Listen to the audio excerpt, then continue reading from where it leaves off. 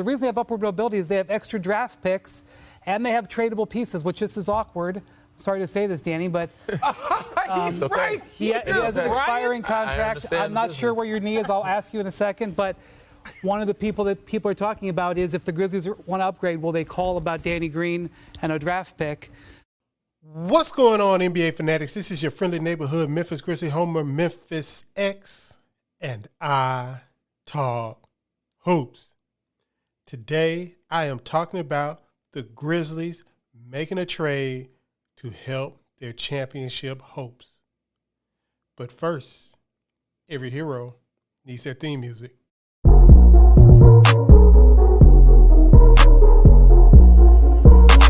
KeyAno. Grizz gang, go hard. Yeah. Baddest in the game, we be on one. I talk hoops, so secure. All up on the court, but we gon' score. Memphis bringing heat straight from Tennessee. Demarant spiking, let's go. He that MVP. So let's talk about the Danny Green piece of it, because I think it is interesting. Like, if he matched Joe Ingles is scheduled to return on Monday night, which will be 323 days after he suffered his ACL tear on January 30th earlier this year. Assuming that goes as planned, that will be by like a day or two, the fastest any player has come back from a full ACL tear since 2014. So it's generally been at least 11 months. Ingles is going to come back. I think, it's like a week shy of 11 months. So if you had that same timeline, like the most optimistic is what I'm saying for Danny Green would be March 30th. So it's possible in the regular season. Like that's something we could see by the end of the regular season. He does, I feel like, tilt a little more towards the perimeter than I would necessarily want when the Grizzlies are healthy. So as you heard, it is going to be very, very, very unlikely that Danny Green is ready for significant minutes in the playoffs. Now, I was as hopeful as anybody else. Well, not really as hopeful. I didn't think it was going to be possible. I think he was going to have a full year plus off. I thought he'd be ready for next season. But I don't think the Grizzlies can take the chance that he will be ready this postseason for them to help them make their championship push. And that leaves the Grizzlies with a big fundamental question. Do they make a trade, or do they stand pat and trust their process? Well, for me, I think they need to make a trade. And the reason why I think they need to make a trade is because there's a big chance that teams are able to play either Steven Adams or Santi Aldama off the floor in the playoffs, or both of them. And when I mean this, I mean that they will be able to get targeted, pick and rolls, switches, all that kind of stuff in the playoffs. The other Grizzlies, I feel pretty confident that they'll be able to play, at least to a certain extent. Even Tyus Jones, he might get picked on a lot, but they can limit his minutes by just making him the primary backup to Ja Morant and cutting down his shooting guard minutes when Desmond Bane is healthy, especially if we make one of these trades.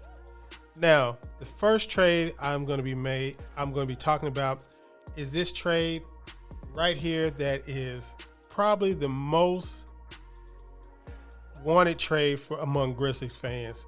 That is for Kyle Kuzma. And there's a reason why I have Kyle Kuzma at the top of my list of trade targets for the Grizzlies. Now, the trade offer I'm going to have on this is going to be reasonable, but the trade offer in my head is unreasonable. I would do more.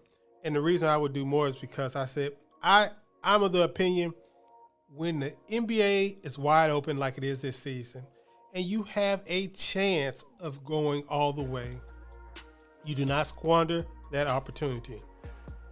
Imagine if the Raptors had said, we'll pass on Marc Gasol. We got Kawhi. We got enough. You just never know. You do not go for just enough. You go for overkill. So the first guy I'm going to talk about is Kyle Kuzma. Now, why do I like Kyle Kuzma? For one, his size. 6'10", a good combo forward, and he has a proven NBA skill set. Now, the thing about Kyle Kuzma is he is a very, very good rebounder, which gives him an ability to play power forward next to Jaren Jackson without any issues. Also, he can play small forward just as easily and guard small forwards, which will allow him to play small forward in an alignment with Jaren Jackson and Brandon Clark, or Jaren Jackson and Steven Adams. Now, he can shoot the three-pointer. So if you have him, Jaren, Bane, and Dillon Brooks on the floor in the closing lineup, Ja Morant is going to have a wide open floor to operate in. And I think there is not a defense in the NBA that could contain him in a 5-out offense like that. And he can defend up and down, which means he can hold up against most NBA centers, and he can defend on the perimeter in switches and everything else. Plus, we know he has championship experience. So that is why he is the number one guy on my list. And the trade is simple. Danny Green, a first-round pick, a second-round pick for the Minnesota second-round pick this year, and they will send us Boston's second-round pick from this year, which means that we'll be getting a second-round pick at the end of the draft, and they will be getting a second-round pick in the middle of the draft, which is a very more valuable pick and gives them 2 assets instead of 1 to build off of, and they don't have to worry about re-signing Kyle Kuzma in the offseason.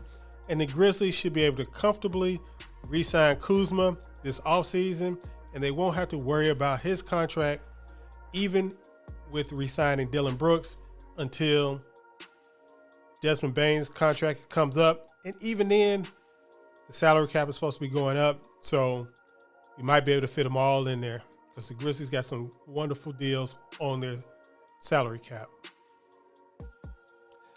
Now, the second trade is for another one of Kyle Kuzma's former championship teammates, and that is for Mr. AC Fresh himself, Alex Caruso. Alex Caruso from the Chicago Bulls. Now, this one is a little bit more of an interesting fit. Now, I still feel the same way I feel about the alignment with Kyle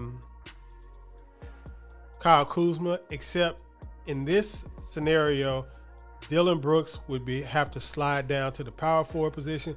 We've seen him play it, but it's not ideal. However, having Alex Caruso able to chase smaller offensive players around screens instead of just having Dillon Brooks do it or just having Zaire Williams do it, and having multiple defenders, especially for perimeter guys, would allow Dillon Brooks to sometimes move in to the power forward position.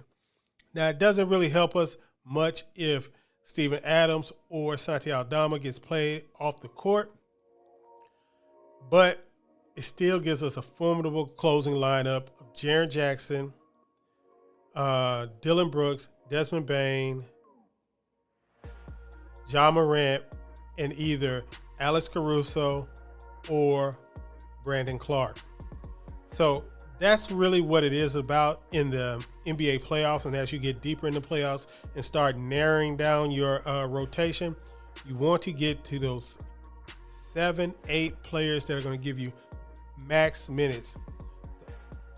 Caruso will be able to do that. Caruso can defend well enough against most perimeter players, except the big power guys like Luka Doncic and probably Kawhi Leonard, those type of guys, which is why I prefer Kuzma over Alex Caruso. But the thing about Caruso is he signed for a couple more years at a cheap price, $9 million, $9-ish million. And Kuzma, you're going to have to re-sign. So those are my 2 ideal trade targets for the Memphis Grizzlies at this point. Now, these are the guys that are probably going to come available because their teams are starting to fall out of the race. And there is the big bonus at the end of the season for teams that get to the bottom of the standings in Victor Wembanyama. So these teams are falling out of the race, and they're going to need to recoup assets on these guys. And Alex Caruso and Kyle Kuzma are both easily worth first-round picks. Kuzma, maybe more. So, guys, let me know what you think of these 2 trade ideas or these 2 trade pieces. And do you think they can help the Grizzlies go and win their first NBA championship in 2023? Peace.